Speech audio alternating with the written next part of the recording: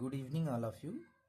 मैं हूं सुधीर और आज मैं आपको दिखाऊंगा। आज चूंकि ज्यूरिस्प्रूडेंस का पहला पेपर था तो जो भी स्टूडेंट्स एलएलबी की तैयारी कर रहे हैं या उसमें पढ़ रहे हैं तो उनका जो एलएलबी के थर्ड सेमेस्टर में होता है, थर्ड सेमेस्टर का आज पेपर आ चुका है। तो मैं दिखाऊंगा कि आज के एग्ज़ाम में कौन कौन से क्वेश्चन, किस तरह के क्वेश्चन आते हैं ज्यूरिस्प्रूडेंस में। तो जिनका जिनका सब्जेक्ट ज्यूरिस्प्रूडेंस है, जो विधि की तैयारी या पढ़ाई कर रहे हैं लॉ में, वो देख सकते हैं। उनको यहाँ से कुछ चीज़ें सीखने को मिल सकती हैं जो आगे चल के वो अप्लाई कर सकते हैं। तो सबसे पहले कि बता दें कि आज जो एलएलबी थर्ड सेमेस्टर में जो यूनिवर्सिटी या किसी किसी जगह पे अलग सेमेस्टर्स में भी ज्यूरिस्प्रूडेंस का सब्जेक्ट का वो हो जाता है, पेपर हो जाता है। तो वहाँ पे इस तरह का कुछ पेपर आता है जिनमें से कुछ सवाल संभवतः एक समान ही रहते हैं। जैसे कि मेरा हो गया कि पहला जो सवाल था वो उसमें शॉर्ट टाइप होता है, जिसमें कि चार चार क्वेश्चंस होते हैं शॉर्ट टाइप में। तो उसमें जैसे पहला ये था कि सोशल कॉन्ट्रैक्ट थ्योरी क्या होती है। तो सोशल कॉन्ट्रैक्ट थ्योरी क्या होती है, इसका पहला क्वेश्चन ये था, जिसमें पहले में ए नंबर का था। उसके बाद आगे बात कर लेते हैं कि बी वाला क्वेश्चन था importance of precedent as a source of law, यानी विधि के स्रोत के रूप में पूर्व निर्णय का क्या महत्व होता है। और तीसरा जो सी टाइप का क्वेश्चन था वो था ओनरशिप राइट्स, स्वामित्व का अधिकार। स्वामित्व के जो अधिकार होते हैं, जो आदमी ओनरशिप राइट्स होते हैं, उसको इसमें वो चीज़ों को उसमें डिफाइन कर सकता है। इसे डिफाइन करने के लिए पूछा गया है। एंड डी टाइप का जो क्वेश्चन था वो था एडवर्स पोजिशन। एडवर्स पोजिशन मतलब कोई भी प्रतिकूल अधिहरण करते हैं या कोई कब्जा से रिलेटेड सवाल होता है, तो वो डी टाइप का क्वेश्चन था। तो ये था पहला में चार टाइप का क्वेश्चन, ये 5-5 अंक के होते हैं, 5 मार्क्स के होते हैं। और उसके बाद दूसरा क्वेश्चन आता है उसके बाद जो थोड़ा लॉन्ग टाइप आंसर होता है, उसमें हर क्वेश्चन में 2 ऑप्शन होते हैं।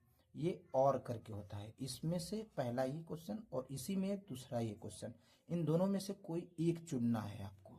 कोई एक दोनों में से एक आप चुन के उसका आंसर कर सकते हो। तो जैसे इसमें दूसरा नंबर में क्वेश्चन था कि explain the importance of study of jurisprudence in the development of the legal thinking and legal system.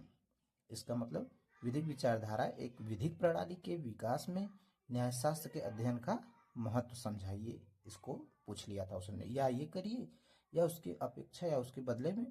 इसको आप कर सकते हैं explain the view that law can neither be completely dependent nor entirely separate from morality.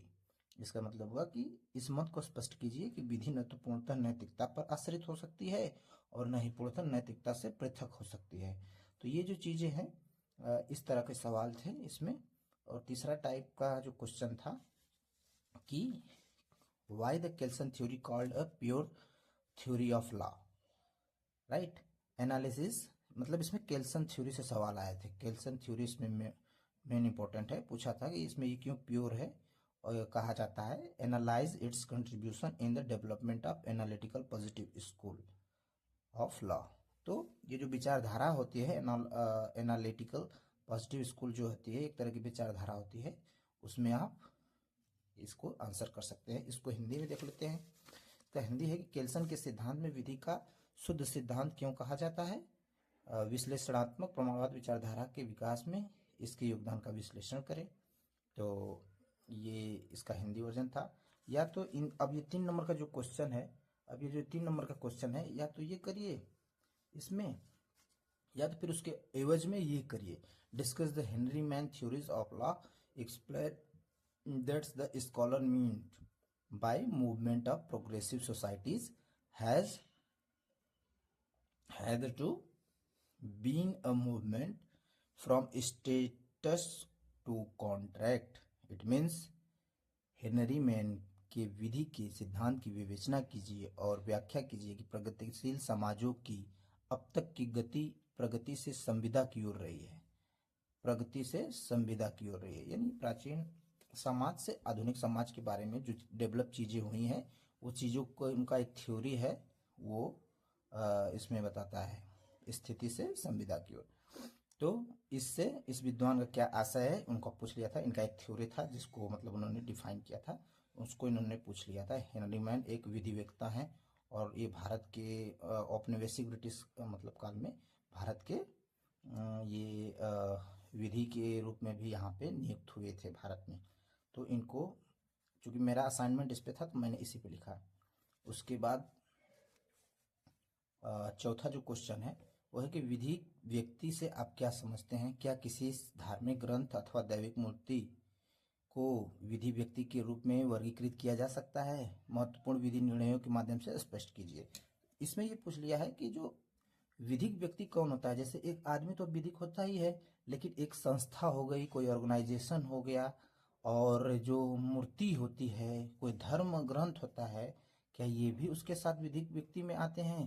तो इसका answer होता है हाँ, ये आते हैं। क्योंकि जो एक निर्णय आप पढ़ेंगे जिसमें मद्रास हाईकोर्ट का निर्णय है कि उसमें मूर्ति को जजमेंट में आया था कि ये इसकी राइट्स और लाइबिलिटी कुछ तय होती है, जिसके अंतर्गत ये इसमें आता है। तो ये था चौथा टाइप वाला क्वेश्चन कि ये था। और इसके एवज में आप ये लिख सकते हैं अगला question, can rights exist without corresponding duties?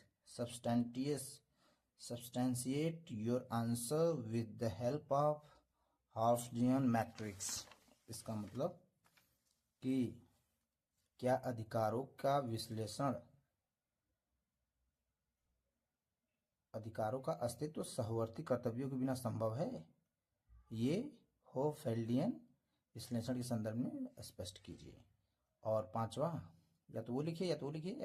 और लास्ट क्वेश्चन है पांचवा, इसमें पूछा गया था कि discuss the various theories of punishment, how do these theories of punishment justify the administration of punishment in today society. इसका मतलब दंड के विभिन्न सिद्धांतों का व्याख्या कीजिए। यह सिद्धांत आज के समाज में दंड के प्रयोग के औचित्य को कैसे उचित ठहराते हैं। ये जो दंड थ्योरी है, पनिशमेंट थ्योरी, उसमें ये चीज़ें आपको पढ़ने को मिलेंगी ज्यूरिस्प्रूडेंस में।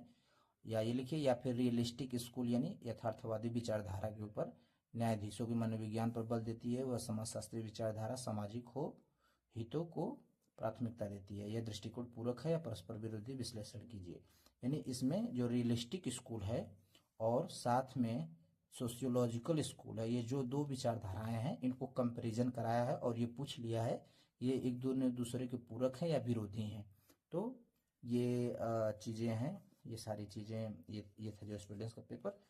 तो लास्ट में आपको बता दें कि यदि आपको इसे पढ़ना है तो सबसे बढ़िया बुक ये डॉक्टर NV प्रांजपे साहब की है, जो भारत सरकार विधि न्याय और कंपनी कार्य मंत्रालय द्वारा भी पुरस्कृत किया गया है उसे। ये सर्टिफाइड बुक है जो कि हर विधि कॉलेजों, लॉ कॉलेजेस में इसको प्रेफर किया जाता है कि आप इसके द्वारा पढ़ सके, जो कि ये बहुत ही अच्छी बुक है। इसको हर कोई प्रेफर करता है, आप इसका सहारा ले सकते हैं। राइट, तो ऐसे ये रहा आज का पहला पेपर। और ऐसे ही आपको वीडियोस यदि लगातार देखने हैं, पाने हैं, तो आप हमारे चैनल को सब्सक्राइब कर दें। आप इसको मतलब बेल आइकन को भी दबा दें, और ताकि हर अपडेट आप तक पहुंचती रहे। ओके, जय।